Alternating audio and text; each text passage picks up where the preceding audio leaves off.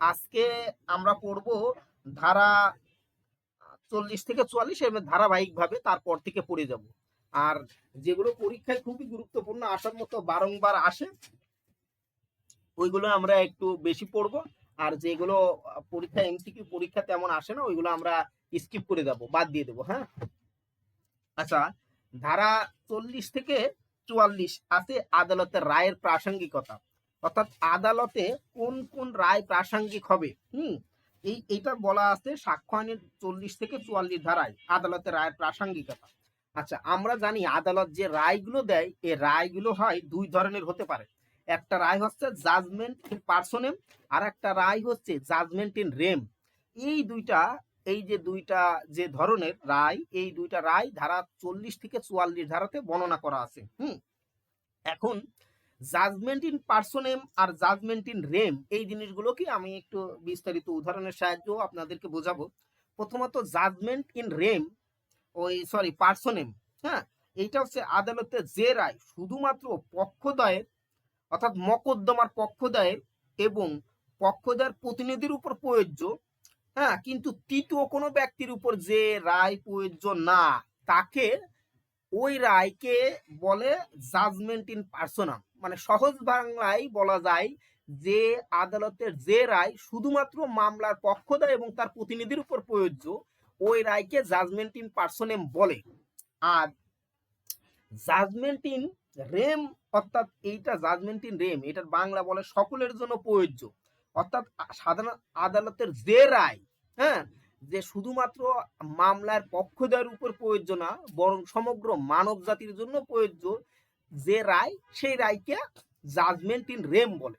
এখন এইগুলো আমরা উদাহরণের মাধ্যমে আমরা দেখব। ধরেন কোনো ব্যক্তির আইনগত চরিত্র নিয়ে যদি মামলা হয়, এই মামলায় শুধুমাত্র পক্ষদ্বয় নয়, অর্থাৎ আদালত যেটা রায়টা দেয় এই রায়টা শুধুমাত্র ওই পক্ষদ্বয়ের মধ্যে সীমাবদ্ধ থাকে না, এটা সারা মানব জাতির জন্য প্রযোজ্য হয়। এখন এই জাজমেন্ট ইন রেম কোন কোনগুলো আর পার্সোনাম কোন কোনগুলো, এগুলো যখন আমরা আলোচনা করব তখন আপনারা আরো বেশি ক্লিয়ার হবেন। সাক্ষ্য আইনে 41 ধারায় জাজমেন্ট ইন রেম সম্পর্কে বলা আছে। জাজমেন্ট ইন রেম যেমন প্রভেদ সম্বন্ধনীয়, তারপরে বৈবাহিক অবস্থা, নৌ বিভাগ সম্পর্কীয়, অর্থঋণ পরিশোধের যে, অর্থাৎ অর্থঋণ পরিশোধের অক্ষমতা নিয়ে যে রায়গুলো দেয় এই রায়গুলো হচ্ছে জাজমেন্ট ইন রেম। হ্যাঁ, এই রায়গুলো সাধারণত সমগ্র মানব জাতির জন্য প্রযোজ্য হয়। কিভাবে এটা একটু বলি। যেমন ধরেন কোনো একটা ব্যক্তি, উদাহরণ দিয়ে বলা যায়, যেমন কোনো একজন ব্যক্তির তার বিবাহ বিচ্ছেদের একটা ডিগ্রি লাভ করলো, আদালত কর্তৃক বিবাহ বিচ্ছেদের একটা ডিগ্রি লাভ করলো, ওই বিবাহটা বাতিল করা হইলো। এই যে এর মাধ্যমে এই রায়টা সাথে স্বামী স্ত্রীর জন্য প্রযোজ্য না, এই রায়টা সমগ্র মানব জাতির জন্য প্রযোজ্য। যে এই মহিলার এনার সাথে সম্পর্ক ছিল, এই সম্পর্কে এখন ছেদ হয়েছে, ইনি এখন সিঙ্গেল আছে, অর্থাৎ স্বামী স্ত্রীর আবদ্ধনে ওই ইসের নাই, এটা সমগ্র মানব জাতির জন্য। এখন এটা শুধুমাত্র স্বামীকে বোঝাচ্ছে না যে আমি আপনার কাছ থেকে চলে গেছি, এরকম না, এই রায়টা এর জন্য না, অর্থাৎ সমগ্র মানব জাতির জন্য। এই যে বিবাহ বিচ্ছেদের জন্য যে ডিগ্রিটা দিলেন এই ডিগ্রিটা সমগ্র মানব জাতির জন্য। তারপরে ধরেন আদালত কোনো ব্যক্তিকে দেউলিয়া ঘোষণা করলেন, তো দেউলিয়া যিনি হলেন ওনার যে পাওনাদার কি ছিল, উনি কি তার কাছে দেউলিয়া নাকি সমগ্র মানব জাতির জন্য, অর্থাৎ সারা পৃথিবীর জন্য উনি দেউলিয়া। অর্থাৎ ওনার কাছে পাওনাদার আসুক টাকা পাবে না, বা অন্য কোনো ব্যক্তিও ওনার সম্পর্কে ধারণা করবে যে ওনার কাছে এখন টাকা পয়সা নাই, উনি একজন নিঃস্ব। হ্যাঁ, যেমন হুইল করে দিলেন, হুইলের শুধুমাত্র পক্ষদ্বয়ের বিরুদ্ধে মামলা না, এই হুইলের যেটা সেটা সমগ্র মানব জাতির জন্য। যেমন মনে করেন আর একটা আছে নৌ বিভাগীয় সম্পর্কে যে আইন জাজমেন্ট হয়, যেমন মনে করেন আন্তর্জাতিক সমুদ্রী আইন, ওই আইন অনুযায়ী যে আন্তর্জাতিক সংস্থা একটা রায় দিল, আমরা যে রায়টা বাংলাদেশ এবং ইন্ডিয়ার ভিতরে নৌ সীমানার একটা যে আইন দিলেন, এখন আদালত রায় দিল যে এইটুকু ভারতের সীমানা, এইটুকু আহ বাংলাদেশের সীমানা। তো এই রায়টা সারা বিশ্বের মানুষকে মানতে হবে। অর্থাৎ যখন ওই নৌসীমানা বাংলাদেশের এরিয়ার ভিতরে চলে আসবে, এটা শুধু এরকম না যে ভারত এইটুকু তার নৌসীমানা মানতেছে, এটা সমগ্র পৃথিবীর সমগ্র জাহাজগুলোকে মানতে হবে যে আমরা এখন বাংলাদেশের নৌসীমানা বা বাংলাদেশের অভ্যন্তরীণে ঢুকে পড়ছি, কেননা এই রায়টা সমগ্র পৃথিবীর জন্য। হ্যাঁ, এই জিনিসগুলো হচ্ছে judgment in rem. Judgment in rem আর জাজমেন্ট ইন পার্সোনেল এ সম্পর্কে উদাহরণ দিলাম না, কারণ এটা সবাই জানে। অর্থাৎ আমি মামলা করছি করিমের বিরুদ্ধে, আদালত আমার পক্ষে রায় দিছে, তাহলে আমার আর করিম এই জিনিসটা মানবে। অর্থাৎ আমার ক্ষতিপূরণ হয়েছে, করিম আমাকে ক্ষতিপূরণ দিয়ে দিল, এটা তার অন্য কোনো মানুষ আমার বিষয়ে ক্ষতিপূরণ দিবে না। হ্যাঁ, এই যে আদালতে এই যে মামলার পক্ষদ্বয়ের ভিতরে যে রায়টা দেয়, এটা হচ্ছে পার্সোনাল। আর জাজমেন্ট ইন রেম এইটা সমগ্র মানব জাতির জন্য একটা রায়, অর্থাৎ সবাই এই রায়টাকে মেনে নিতে হবে। এটা ওই যে অর্থ ঋণের অক্ষমতা সম্পর্কে যেটা বললাম, এটা শুধুমাত্র মামলার যে পক্ষদার বা পাওনাদার ছিলেন উনি না, সমগ্র মানুষের জন্য উনি একজন নিঃস্ব ব্যক্তি। আচ্ছা, এই বিষয়ে তো কারোর আর বুঝতে বাকি নেই, আছে?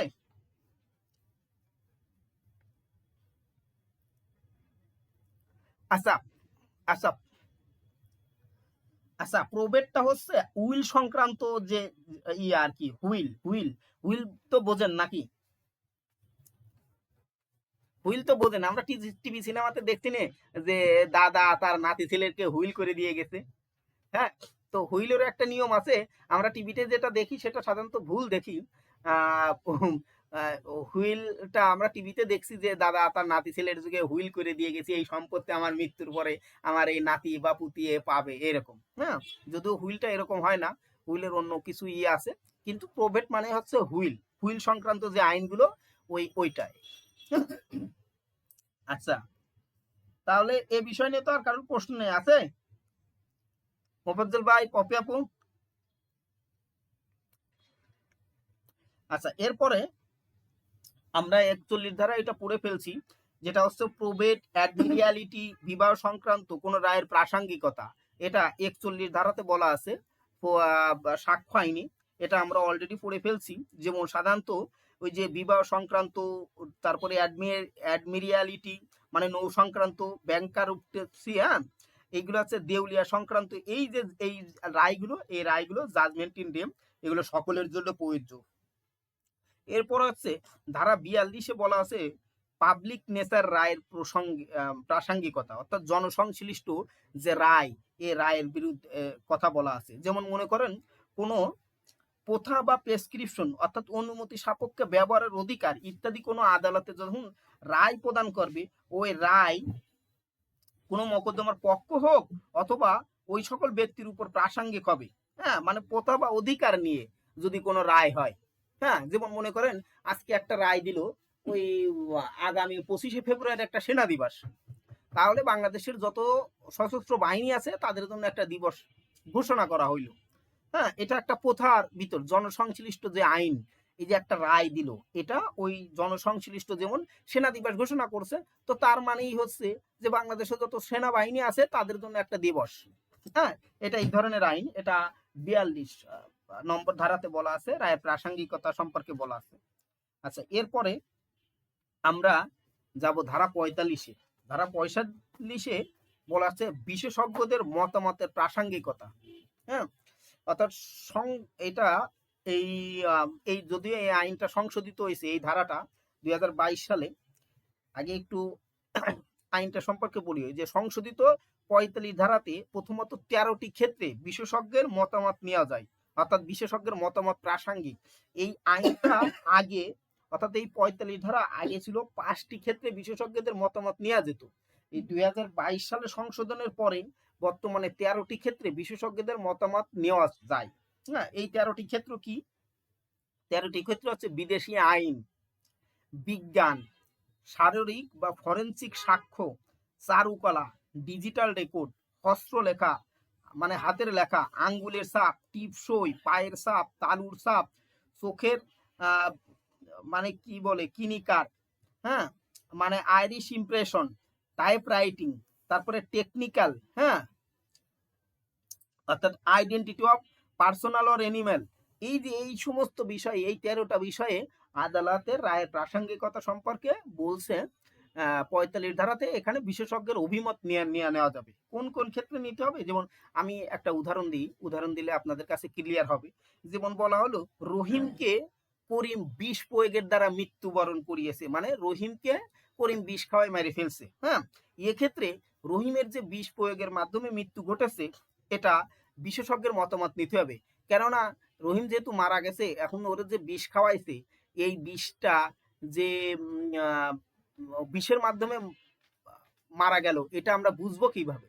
এটা বুঝবো ওই বিষের বিশেষজ্ঞ যারা আছে তাদেরকে কিছু লক্ষণ থাকে, মারা গেলে মনে করেন পাকস্থলীতে এই জিনিসটা হবে, বা পাকস্থলীর কালার এরকম হবে, এখানে এই জিনিসটা হবে, এইটা এই ধরনের অ্যাসিড তৈরি হবে। অর্থাৎ ওই যে লক্ষণগুলো ওই বিশেষজ্ঞ যারা ওইটা নিয়ে গবেষণা করে বা যারা ওইটার পরে এক্সপার্ট, তাদেরকে রায় নিতে হবে যে এই ব্যক্তি ধরেন আমরা একটা নাম দিলাম, একটা অ্যাসিড সালফিউরিক অ্যাসিড, এই রহিমকে সালফিউরিক অ্যাসিড দিয়ে করিম মেরে ফেলছে। তো এখন এই সালফিউরিক অ্যাসিড খেয়ে মৃত্যু হয়েছে কিনা, এক্ষেত্রে এক্সপার্টের অভিমত নিতে হবে। হ্যাঁ, কারণ ওই সালফিউরিক অ্যাসিডের যে লক্ষণগুলো আছে একজন মানুষ খেলে বা কোনো প্রাণী খেলে যে তার যে লক্ষণগুলো, ওই রহিমের মৃত্যুর সময় ওই লক্ষণগুলো ছিল কিনা, হ্যাঁ, এই সম্পর্কে এই সাক্ষ্য আইনের 45 ধারাতে বলছে। তারপরে আচ্ছা, এরপরে 45-এর কতে বলছে শারীরিক বা ফরেনসিক বিষয়ের বিশেষজ্ঞদের অভিমত।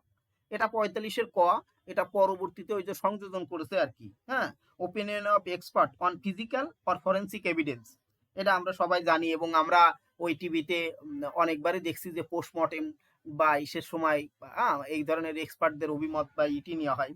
এটা সাক্ষ্য আইনে 45-এর ক বলা আছে। আচ্ছা, এরপরে 46-এ বলা আছে বিশেষজ্ঞদের মতামত সমর্থন বা অস্বীকারী ঘটনার প্রাসঙ্গিকতা। 46 ধারায় বলছে যে যে সকল ঘটনা বিশেষজ্ঞদের মতামত সমর্থন বা অস্বীকার করে সেগুলোই প্রাসঙ্গিক হবে। অর্থাৎ একজন বিশেষজ্ঞর মতামতকে সমর্থন অথবা অস্বীকার, সমর্থন অথবা অস্বীকার মানে কি, আমরা প্রথমে একটা রিপোর্ট দিলাম, পুলিশ একটা রিপোর্ট দিল যে রহিমকে সালফিউরিক অ্যাসিড খাইয়ে করিম মেরে ফেলছে। তো বিশেষজ্ঞরা দেখলেন যে না, সালফিউরিক অ্যাসিড খাই ওর মৃত্যু হয়নি, কারণ মৃত্যু হইলে ও এইভাবে এইভাবে হতো ওর। তার মানে কি, সেটা ওই মতটাকে অসমর্থন করতেছে।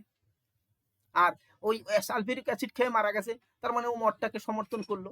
অর্থাৎ এই যে এই জিনিসটা বলছে 46 নম্বর ধারায়, অর্থাৎ বিশেষজ্ঞের মতামত সমর্থন অথবা অস্বীকারী, অর্থাৎ বিশেষজ্ঞ যে মতামত দিয়েছে ওটা সমর্থন করতে পারে, মানে আপনার যে রিপোর্টটা ওইটাকে সে সমর্থন করতে পারে অথবা অস্বীকার করতে পারে। এই যে প্রাসঙ্গিকতা, এটা মেনে নিতে হবে, এটা আদালতের এটা বলছে আর কি, মানে প্রাসঙ্গিকতা সম্পর্কে বলছে।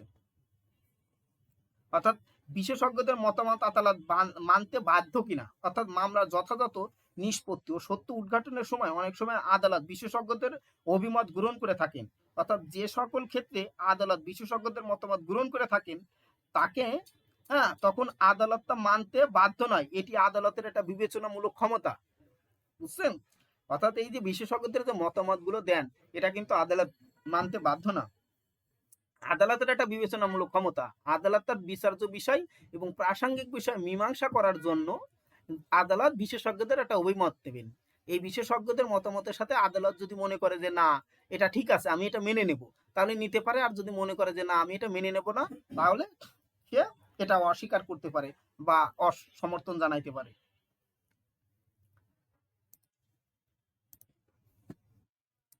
আচ্ছা, এরপরে হস্তলিপি বিষয়ে অভিমত, এটা সাক্ষ্য আইনের 47 নম্বর ধারাতে বলছে হস্তলিপির বিষয়ে অভিমত। হ্যাঁ, এখানে এই 47 নম্বর ধারাতে বলছে যে হস্তলিপি সাধারণত 3টি ক্ষেত্রে হস্তলিপির বিষয়ে অভিমত নেওয়া যায়। একটা হচ্ছে কাউকে কেউ লিখতে দেখলো, যে আমি জানি, আমি দেখছি যে এই দলিলটা রশিদ লেখছে, এই যে এটা লিখতে দেখছে। চিঠিপত্র আদান প্রদানের ক্ষেত্রে, অর্থাৎ একজন আরেকজনের কাছে চিঠিপত্র পাঠাইতো, তারা তাদের হাতের লেখা সম্পর্কে জানে। আর একটা হচ্ছে কাজের স্বাভাবিক নিয়ম অনুযায়ী কোনো ব্যক্তির দ্বারা লিখিত এবং প্রতীয়মান কাগজ তার নিকট আসলে, যেমন আমার কলিগ আমার পাশে বসে সে 10টা বছর কাজ করতেছে, তাহলে আমি তার হাতের লেখা দেখে চিনি। হ্যাঁ, এই যে এই 3টা ক্ষেত্রে বিশেষজ্ঞদের হস্তলিপি বিষয়ে অভিমত গ্রহণ করা যায়, তাছাড়া অন্য কোনো বিষয়ে হস্তলিপির কোনো ওপিনিয়ন নেওয়া যায় না। হ্যাঁ, এই 3টা ক্ষেত্রে। আচ্ছা, এরপরে 47-এর কোয়াতে আছে ডিজিটাল স্বাক্ষরের বিষয়ে অভিমত। হ্যাঁ, এগুলো আপনারা একটু দেখে নিন, আমি এইগুলো আর পড়াবো না। এরপরে আমরা চলে যাব 52 থেকে 55, অর্থাৎ মামলা চরিত্রের প্রাসঙ্গিকতা। 1872 সালে যে সাক্ষ্য আইন, এই সাক্ষ্য আইনের 52 থেকে 55 ধারা অনুযায়ী মামলার যে পক্ষগণ আছে ওই পক্ষগণের চরিত্র সম্পর্কে বলা আছে, অর্থাৎ চরিত্র প্রাসঙ্গিক হবে কি হবে না।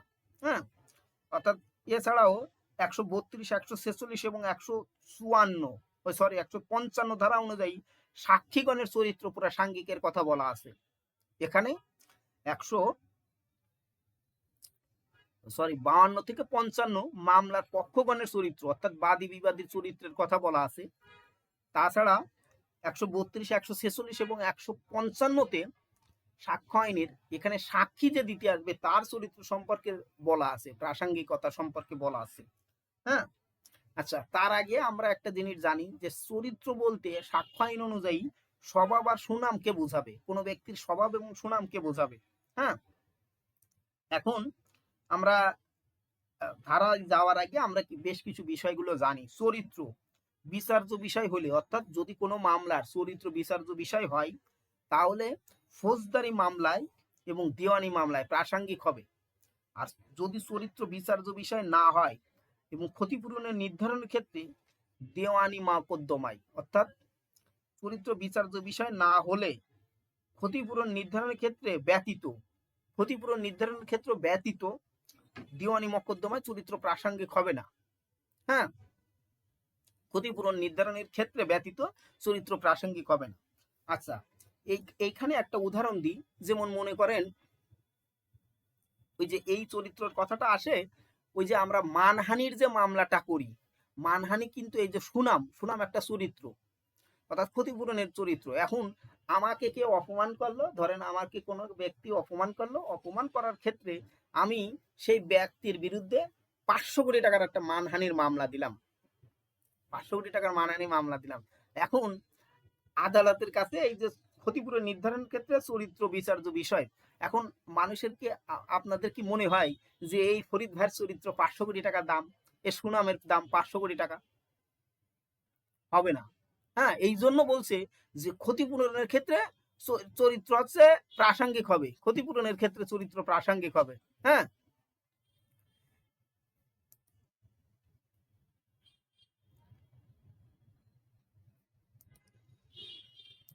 বুঝছেন? এই জন্য ক্ষতিপূরণের ক্ষেত্রে চরিত্র প্রাসঙ্গিক।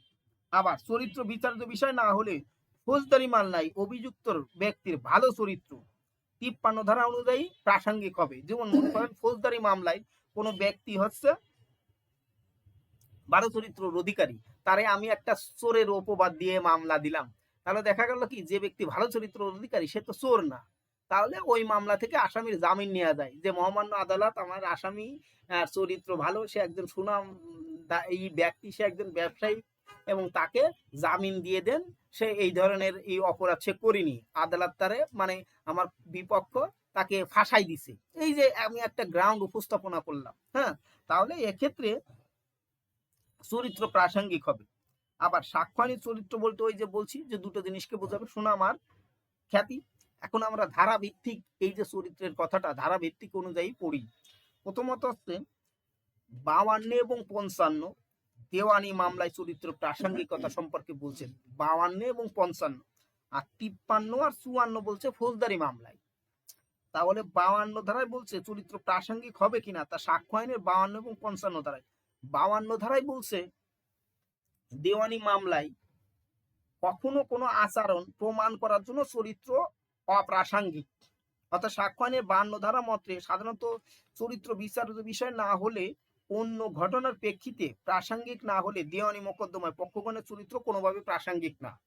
দেখেন, মনে করেন কোনো একজন ব্যক্তির বিরুদ্ধে ক্ষতিপূরণের মামলা ব্যতীত মনে করেন যে চুক্তি ভঙ্গ করেছে, রহিম সাহেব চুক্তি ভঙ্গ করেছে, এখন এই একটা দেওয়ানি মামলা, সুনির্দিষ্ট প্রতিকার আইনের একটা মামলা, এই মামলায় এখন রহিম সাহেবের চরিত্র ভালো না, এই জন্য কি আমি বলতে পারি যে রহিম সাহেব একটা লম্পট মানুষ, ও আমার সাথে চুক্তি ভঙ্গ করেছে?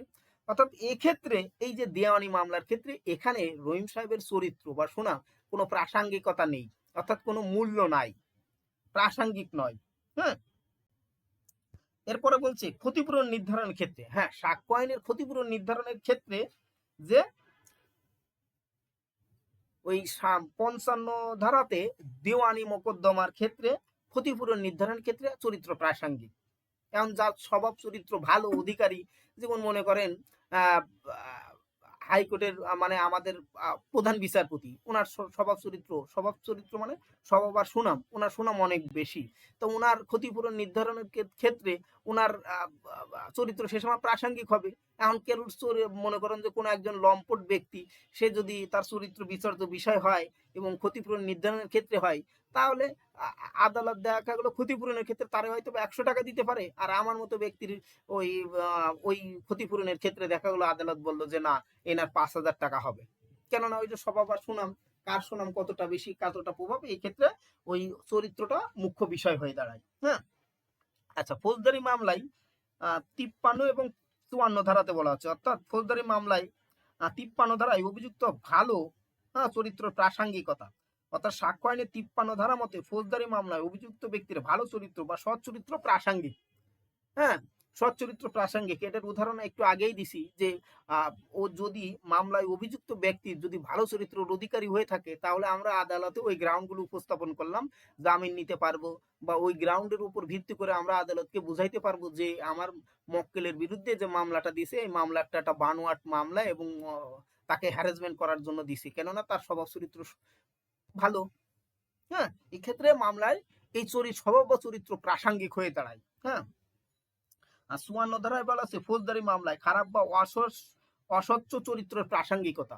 ধরেন যখন চরিত্র এখানে প্রাসঙ্গিকতা বলছে যে খারাপ চরিত্র প্রাসঙ্গিকতা, যেমন মনে করেন কোনো একটা স্কুলের একটা ঘটনা বলি, যেমন কোনো ব্যক্তিকে একটা উদাহরণ দিই, কোনো এক ব্যক্তিকে শিশু যৌন হয়রানির অভিযোগে অভিযুক্ত করা হলো।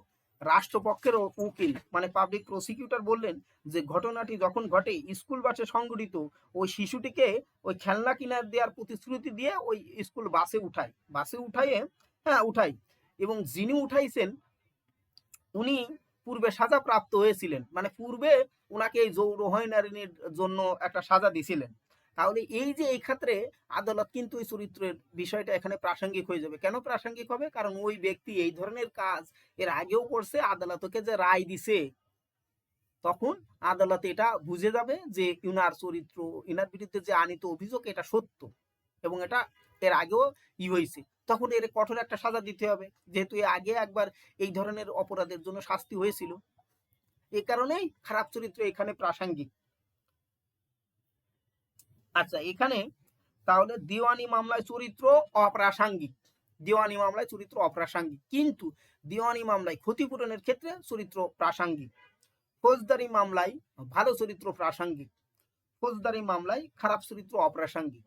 এখন 52 ধারায় দেওয়ানি মামলায় চরিত্র অপ্রাসঙ্গিক, 53 ধারায় ফৌজদারি মামলায় ভালো চরিত্র প্রাসঙ্গিক, 54 ধারায় খারাপ চরিত্র ফৌজদারি মামলায় প্রাসঙ্গিক, 55 ধারায় ক্ষতিপূরণের নির্ণয়ের ক্ষেত্রে চরিত্র প্রাসঙ্গিক।